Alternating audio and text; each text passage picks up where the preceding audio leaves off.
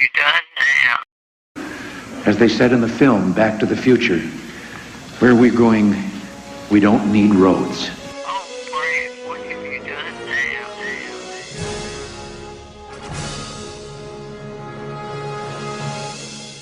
Wait a minute, Doc. Are you telling me you built a time machine? Out of a DeLorean? My calculations are correct. When this baby hits 88 miles per hour, you're gonna see some serious shit. Next Saturday night, we're sending you back to the future.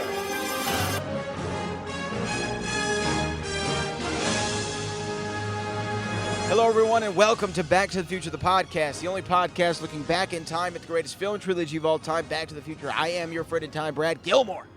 Season 4, rocking and rolling, and today is a very, very special day, a special guest. It's not so often that we have returning guests on Back to the Future, the podcast. We had a few in the past, but now we have a really special show. Returning to the show for the first time in 2 years, Jeffrey Wiseman, who played George McFly in Back to the Future Part 2 and 3, replaced Crispin Glover. If you haven't heard his interview on Season 1 of Back to the Future, the podcast, go back and check that out. But interesting conversation we had with Jeffrey. We kind of caught up about his 2015 and all of his Back to the Future Day events, and some of the texts and some of the stories and documentaries and books and whatever, all the stuff that came out in articles. We talk about all the stuff that came out around that time, and he has some interesting takes on a lot of that and some interesting words and maybe some controversial, depending on how you look at it. So always good to have Jeffrey Wiseman. Thanking him for his time as always. He has a lot of cool stuff coming out on PBS. Always working. I mean, that guy has not stopped working since he started working. Was that the most redundant sentence of all time? I'm sorry. I'm rambling here, guys. Let's get into it.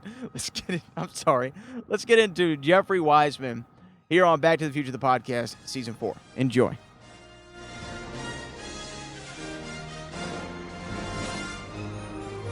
Jeffrey Wiseman joins me right now on the show. Jeffrey, how's everything going? Great, Brad. Great to be back. Hey, great to have you. The last time we talked, believe it or not, was like almost 2.5 years ago. And right around that time, you were gearing up for the Back to the Future cruise in Parkinson's. I just wanted to follow up. How did that go? What was the feedback? Did everything play out well?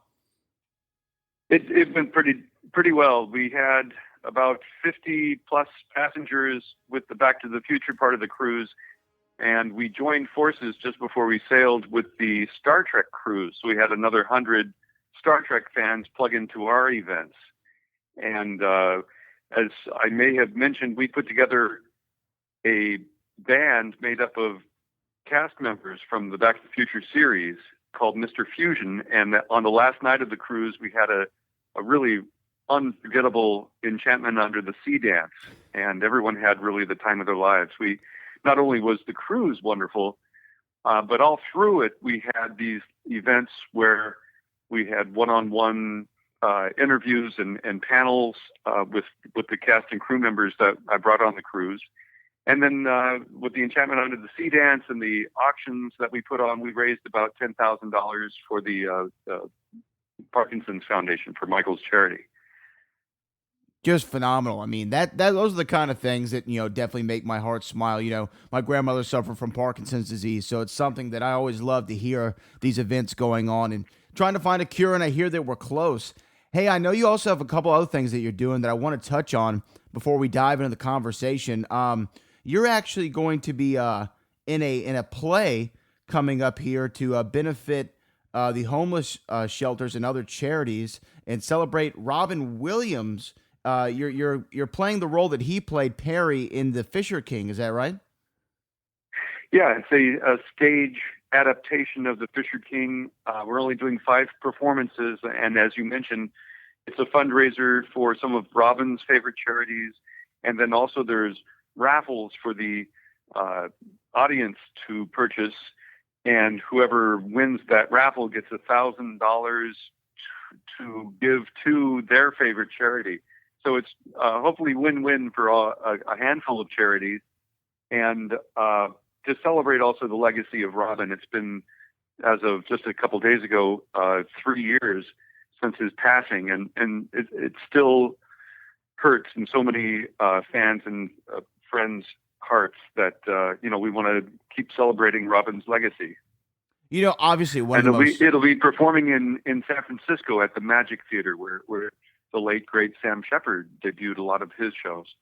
And obviously Robin Williams, though, one of the most uniquely talented individuals we've ever seen. Did you know Robin, or did you ever have any interactions with him that maybe pushed you to play, the character that he played? I have many mutual friends. His dear buddy Rick Overton is a very close friend of mine, the stand-up comedian extraordinaire who's on I'm Dying Up Here, that HBO series right now, or is that Showtime? I think it's Showtime. And the one time that I really had a one-on-one with Robin, it was when I was still struggling as an actor and working in between showbiz gigs as a valet parker. And I just spent some time with him waiting for his car to be delivered. And we exchanged some pleasantries.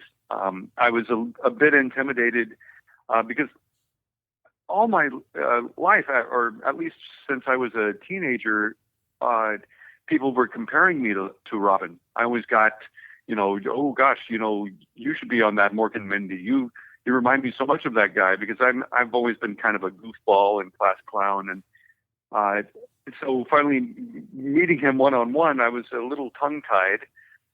Though I just adore, all of his work, really, both his drama, his comedy, his wonderful outreach. There's so much that he gave to everyone, and I'm just thrilled to be in once again, a position of filling some big shoes. I've through my career played a lot of icons, from Charlie Chaplin and Stan Laurel and Groucho Marx, Mark Twain, to George McFly, and now filling in Robin's shoes, at least the character of Perry that he originated. Yeah, I'm sure that it's not an easy thing to do. I mean, what would be your study for that? I mean, are you watching his portrayal of the character? Are you trying to kind of get down his mannerisms, or are you just trying to bring your own interpretation? It's me trying to bring my own interpretation. I have, of course, I saw the film when it was out in theaters, and once again watched it again about 6 months ago.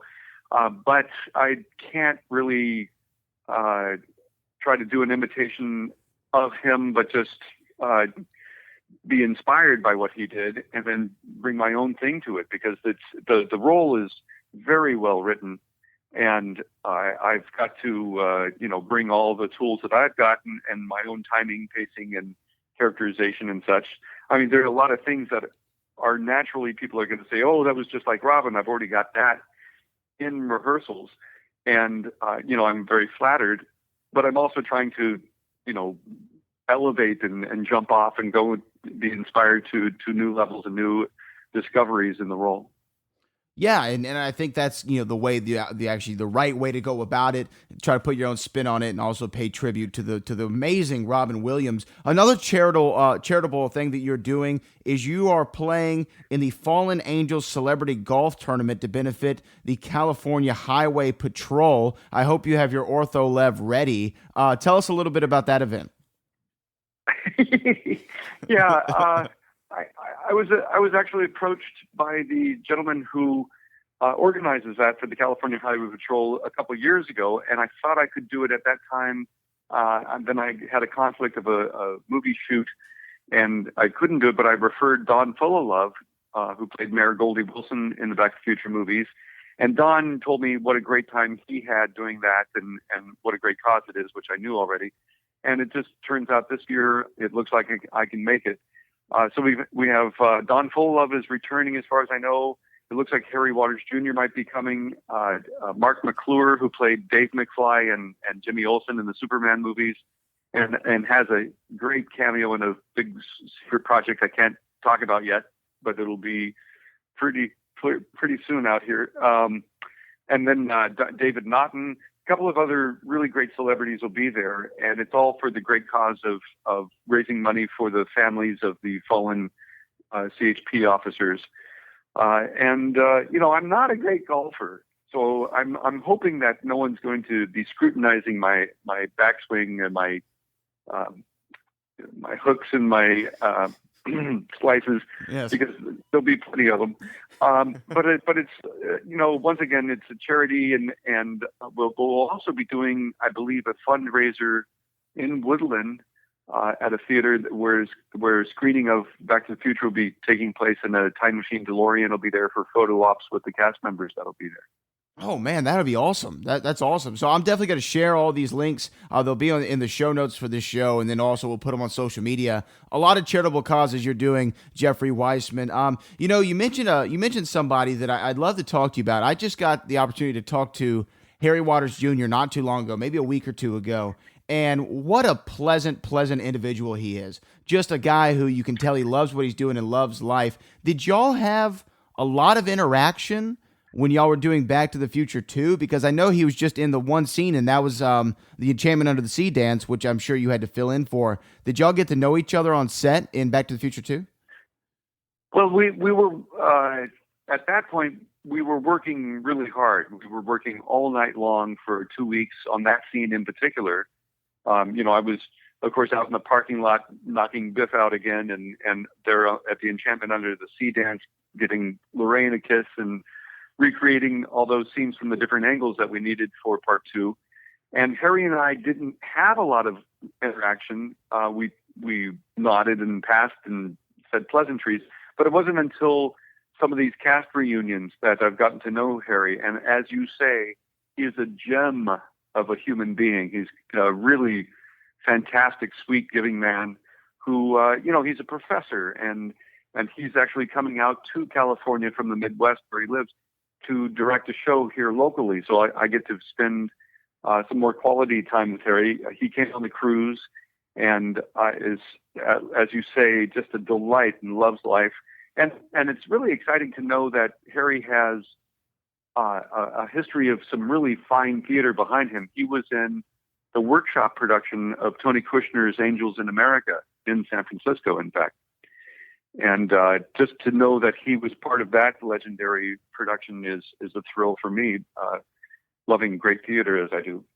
No, yeah, he was just an awesome guy to talk to, and you can tell he really loves being able to teach, theater and teach acting to young aspiring people who come into his classes. And I think it's just awesome how y'all have all kind of, it feels like, and you can correct me if I'm wrong, and I know it happened before 2015, but it seems like around 2015, around Future Day, where there was more Back to the Future media than there had been since, 1990 when the last movie came out.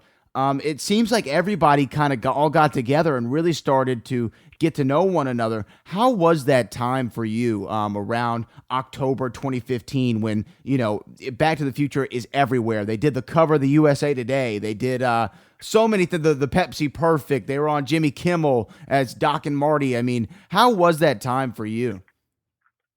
Well, for me, it was great in that I got to see a lot of these folk that I either worked with back on the films originally in part 2 and part 3, or have seen them at some of the cast reunions and other events I've done.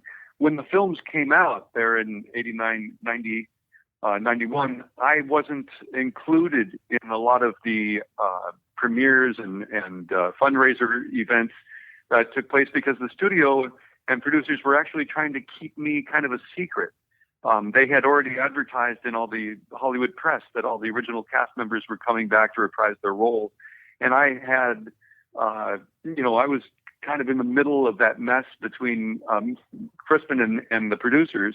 And because they didn't want necessarily a lot of attention brought to the fact that they were making me recreate Crispin as George McFly with the prosthetics they had me wearing and so on and so forth, they kind of stymied my every effort to promote myself. And so 30 years later, of course, those films hold up beautifully. The fans keep loving it and new generations keep discovering it. And to celebrate, of course, 30 years of that, there in 2015, where we actually got to visit and align with the depicted future, which is now in the past. Yeah. It really, of course, came to life again. And even though I was not included in the big events in New York and at Universal and so on and so forth, because there's still that stigma with the Crispin bitterness and Bob Gale rival. It's not rivalry; it's just an out-and-out Hatfield-McCoy type battle, which I wish they'd get over, because they just, it's old news, and it would be great to put their efforts towards like Michael's charity or other things. But for me, the real benefit was being a part of the We're Going Back event. I don't know if you know of this, but every 5 years, Ken Kapowski and Joe Walser produce this event where fans come from around the world and visit all the sites that we shot the films at. And at those sites, actors and crew members that were actually on those sites shooting the originals come out and do one-on-one Q&A and tell stories. And it's just remarkable. And those fans become a family. There's a Facebook page called Citizens of Hill Valley that the several hundred members are those fans who attended the We're Going Back event. And also the proceeds from that event all go towards Michael's charity, for Parkinson's research. Yeah, there were so many awesome events. That We're Going Back one looked really, really cool. And, so many things went on, and I thought it was just a cool time, especially for a Back to the Future fan. I literally walked into my office building back in 2015 and saw, USA Today's like they're there every day, and I didn't even realize that they were going to do the cover with Michael on the covers or whatever it is. Martin McFly Jr., Youth Jailed. That's what it said. And I didn't even know that it was going to be there. And it was just one of those things like, wait. Oh, wow. Well, this is really happening. Well, Brad, they actually came out with a couple different versions of that. They also printed the Gang Jailed version of that as well. So, the version that went back and got corrected when Marty intervened on with the hoverboard case, USA Today released both Youth Jailed and then Gang Jailed on that same day. I mean, it was just awesome. And then that was the same day that the Pepsi Perfect came out. And then and it wasn't until the day after that I realized, like you said just a second ago, oh wow, like this is now a movie about the past. This is no longer about the future. We have, it's now officially in the past. And so many things did come to life that they predicted would. And then some didn't, like we still don't have the hoverboard or the hydrating of a pizza. But so many cool things did come to fruition, like paying with things with your thumbprint, which I thought was a really fortuitous thing there that the Bobs threw in. What was something that came true in 2015 that you're like, oh, wow, I can't believe this actually happened? Well, I remember Marlene wearing the virtual glasses, so she was watching. She was either talking on the phone or watching TV or whatever game she was playing at the table. We still don't have the Fruit Please display coming down from the ceiling. I'm looking forward to that. And a lot of people don't know there was a great piece that was cut from the film. It was where Marlene, my granddaughter, Michael is my granddaughter, hands me, Lorraine says, give your grandpa a piece of fruit. And she hands me a banana that I try eating upside down, and the peel kept slapping me in the face. It was very funny. I remember Zemeckis laughing, but it didn't make the final cut. And the hydrometer, the oven that cooked the pizza in 4 seconds, we're not there yet. But a lot of the screen that had multiple channels, that's come to pass. Yeah. Picture in pictures here. We can, watch multiple channels at once. Just a lot. Hologram technology, kind of, right? We've seen some holograms. Holograms are coming. The Big Brother, when Fujitsu-san busts Marty, Big Brother is watching all the time now. Mm-hmm. Yeah, Skype video conferencing is kind of what they were doing there too. So a lot of interesting things, definitely came to fruition, and so it was just a cool time. Was there other than the We're Going Back, was there anything else that stuck out to you around that time? Maybe this is a particular cast reunion or anything like that really was like, man, this is awesome. I guess the cruise would be one, but anything else? Oh, yes, and I had, ironically, the day of that Back to the Future day, I had requests for interviews from around the world, from Belgium and Colombia and the Hollywood Reporter and just everywhere. Of course, they call to do an interview that day. They called my agent or got a hold of me directly. And I was on location, of course, doing 3 different events in Hollywood. One of the events I remember doing was for a company called The Great Company, which pairs scientific research with show business. A really wonderful event where Mr. Carter, our production designer, who's working on a little project now called Avatar 2. I think I may have heard of that. Yeah, he and I were both being feted because I guess we were both available and recommended to this company, and they had some of the Zucker brothers and all sorts of celebrities as well as scientists from Google and Livermore Labs, talking about the different technologies that were discussed in Back to the Future 2. It was a really fascinating night, full of lectures and great food and good company. And that was very memorable on Back to the Future Day back in 2015.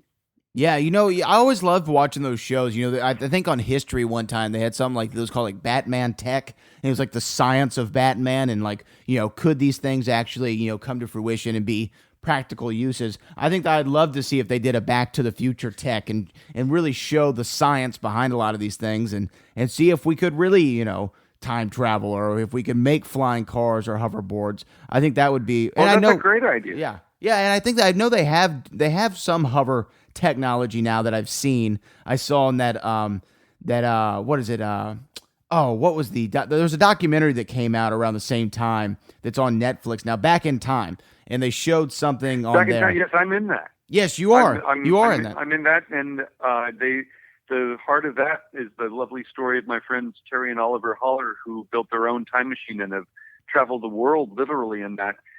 Raising money for Michael's charity, for the Fox Foundation or Team Fox.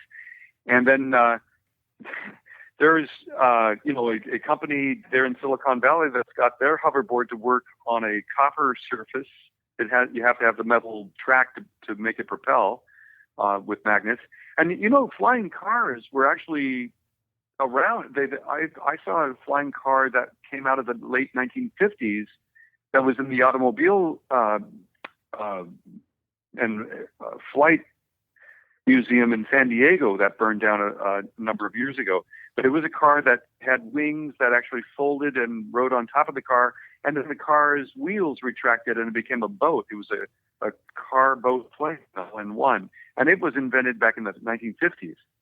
Oh wow, I need to see that. Now see, that's practicality. Because here's the thing, Jeffrey, is I'm about to go on vacation next week, and I'm not so happy with these planes that we have nowadays. I would love just to be able to get in my car, take off, fly wherever I needed to. These are the things that we really need to focus the majority of our time on. Less worrying about United flights and more and crazy things happening in the world. We need to focus on flying cars. And Elon Musk, we should get Elon Musk on it. I think if anyone could figure it out, it would be him.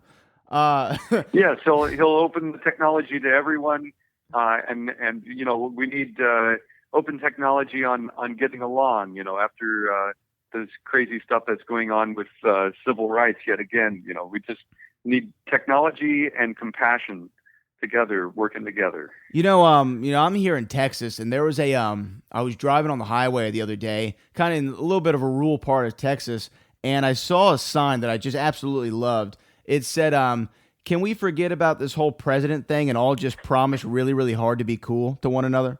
It was something to that effect. And I was like, you know what? I think that's the answer. Less government, more personal interactions and just being nice to one another and love thy neighbor. Right, Jeffrey? Hear, hear. Hear, hear. Okay. Well, you mentioned something a minute ago that I did want to ask you about, because another thing that came out was the Cassine Gaines book, We Don't Need Roads. and I believe you were interviewed for that book. And I was reading it just a minute ago, maybe last week, trying to catch up on things in anticipation for us talking. And there's a lot of interesting stuff in there about you that I didn't really, I guess I knew, but I didn't really understand the depth of it all. Stuff where it was like something for this. And I wanted to ask you, how did this make you feel? Where Robert Zemeckis really wouldn't even refer to you as Jeffrey. Sometimes he would just say George or Crispin. Was that weird for you? Well, sure. It was odd for me because I was sort of an outsider coming into this close-knit group, this cast, and they really had to have Crispin to make things work. And when they couldn't get Crispin because of him not coming to terms, it was odd for them. It was odd for me, the way they had me in the makeup and so on and so forth. Cassine's book, though, he culled a lot of stories from the internet and didn't really consult with me afterwards. And some of the things in that book in particular are kind of loosely put together and some not so great. And then he let Bob Gale do a little editorial fix on my interview, which kind of was upsetting because he denied some of my reality of when Spielberg came and spoke to me. Saying that, I don't know if that really happened. Well, he wasn't there, so he wouldn't know. And that was the $1 million story, right? Yeah, the $1 million, just Spielberg being a smartass and trying to rub it in that Crispin didn't get the job. But at that point, he was kind of picking on me at the same time. So I was really in a very unusual place, and not a happy one, really, when Hollywood tries to pull a fast one. And like I said, at the time, it was very, how can I say, it was very uncomfortable for me, because I was co-starring in a large film and I wasn't allowed to promote myself. So that undermined a lot of my relationship with Universal, that's for sure. But nonetheless, I persevere. I've been working as I can. I just finished a couple different projects, one called The Eden Theory that I was shooting in Kalamazoo, Michigan just last week. And shortly before that, another project called The Judge, a really great psychological thriller. Both of these projects actually are psychological thrillers. And then I have a lovely role as Mark Twain in a piece coming out on PBS this fall called Mark Twain in Jerusalem, Dreamland, Mark Twain in Jerusalem, about his trip there in 1867. Oh, wow. So when does that come out? I don't have an official air date yet. I'm told by the producers it'll be on PBS this fall. Oh, wow. I can't wait to watch that. As soon as I get the Yes, definitely. I would love to see that. I love things like that. So obviously you persevered through all that and you've had a great career for yourself and, gotten to work with many of the greats and then also play many great roles of icons like Mark Twain and others. So to go back though for 1 second, so you're saying a lot of the things that kind of played out, just to get clarification, a lot of the things that played out in that Cassine Gaines book weren't exactly how you told they weren't exactly what you told him, or he just kind of, you're saying he used some things that were on the internet that really weren't true. Yeah, I'm sorry to say that he kind of slapdashed things together that he culled from the internet, and some of them were either rumor or not quite, not well. I have to say he wasn't a good journalist in checking with the sources or checking back with me so I could perhaps clarify or help his narrative. And then on top of it, having Bob Gale come in and rewrite some of the things by saying, "Oh, I don't think this happened," so on and so forth. It was kind of icky. If I have to say, you're a big Back to the Future fan, the book I think that is worthy is Michael Clasteran's Encyclopedia of Back to the Future. It's the illustrated large coffee table book that came out with the anniversary.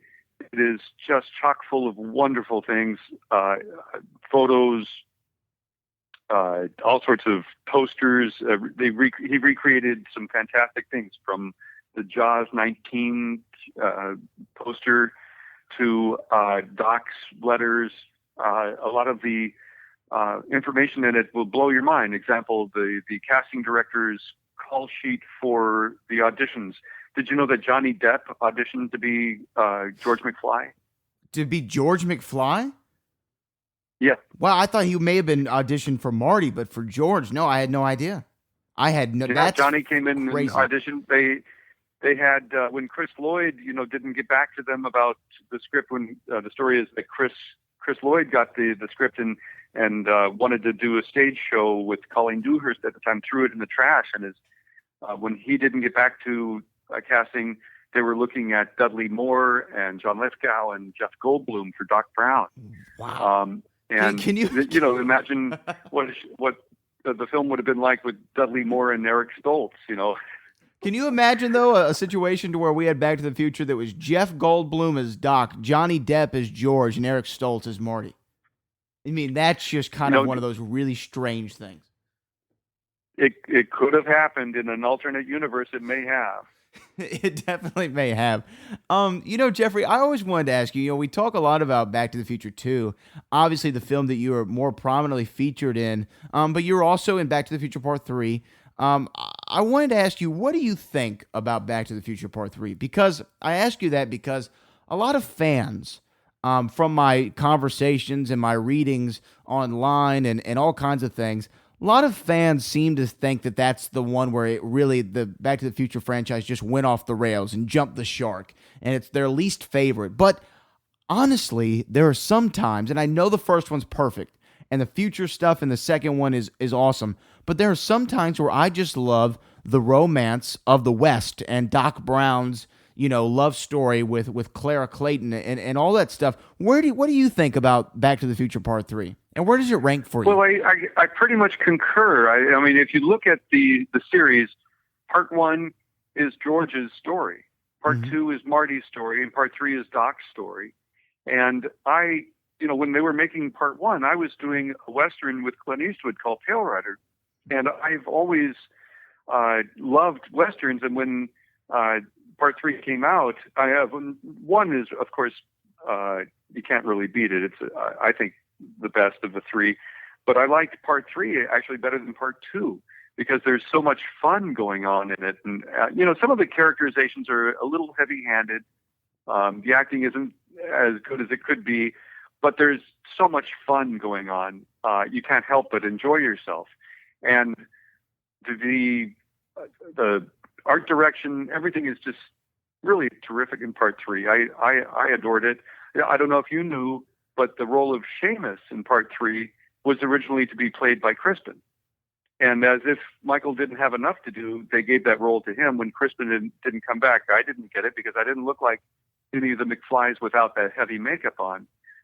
So people would have gone, well, how does this guy fit in? They could have perhaps tried to adjust things, but for continuity's sake and for believability's sake for the audience, they were kind of forced into and cornered into the mask wearing part that I had to do. Well, yeah, I mean, I didn't know that either. I didn't know there was going to be a Crispin. I don't know if I can see Crispin Glover doing an Irish accent. I'm sure he would do one lovely, but I just don't. I just can't imagine. Oh that yeah, one. he's a compelling. He's a good actor. He would have pulled it off great. He's a fine actor, just a very eccentric gentleman. And that was another thing that I learned though from that book, and maybe you can clarify it if this wasn't correct. But then you kind of in the lawsuit that Crispin Glover brought against, I guess, the Bobs or Universal, whomever the plaintiff was, he or the defendant, I should say, you and him kind of were on the same side, and you kind of were helping him out in his efforts. Is that correct? I had seen pretty much what had gone on from his point of view. They used those close-ups of Crispin from the first film, and he had told me that they were offering him scale for reusage of that footage. Now, the first film was the highest-grossing film of 1985. Those films now collectively over the years have grossed over $1 billion. Scale is about, I don't know, 1,200 So I didn't think that was quite right for poor Crispin. Not that he is poor, because that never went to court. His attorney was able to entangle as many people as possible and upset lots of people. And they probably wouldn't have won in court. So Universal and Insurance, whoever paid it, settled with him out of court for $750,000 just to get him to go away. And it would have been nice if that was enough for him to, move on. But he has never let go of the bitterness. And then again, neither has Bob Gale. And it's kind of old, and really would be nice if everyone got along and did some charity work for Michael's Parkinson's Research Foundation. Like I said, a real great reunion with all the principals. It'd be great that Crispin and I would do something with the producers, just so that everyone could say, hey, we're adults, we can face this. This is a good time, celebrate these wonderful films. Instead of doing the Hatfield-McCoy battle that continues. Yeah, it seems though that aside from Crispin and Bob Gale, I feel like everyone else though, from the Back to the Future series, even Tom Wilson now seems to be doing more Back to the Future stuff. It seems like everyone is now on the same team. We just got to get them to come to an amends of some sort, I would say. Yeah, Tom has been very lovely. He wrote me on Back to the Future Day, and mentioned that he had to take down a posting and apologize to me. And I didn't know what he was talking about from his Facebook page. And he shared it with me, that how he and Crispin during that time were on top of the world, doing the leads in this film, and that how I had the impossible task of filling Crispin's shoes for the sequels, and that I knocked it out of the park, because to this day, it's 35 to 50% of the even big fans out there of these films don't realize there's a different George, or a different actor playing George. And Tom was really gracious. He said, "I'm sorry I had to take it down because people were getting snarky. There were really these very adamant Crispin Glover fans, which I totally understand. He's a fine actor, and there's a war going on, and people pick sides. But to have the nice praise for Tom, just made my millennium, and it was really great to hear the lovely feedback, and others, around the world, have realized that I had an impossible task, and luckily I stepped up to the plate and hit the ball. But you say 35 to 50% of the big fans don't even realize there's another actor portraying George.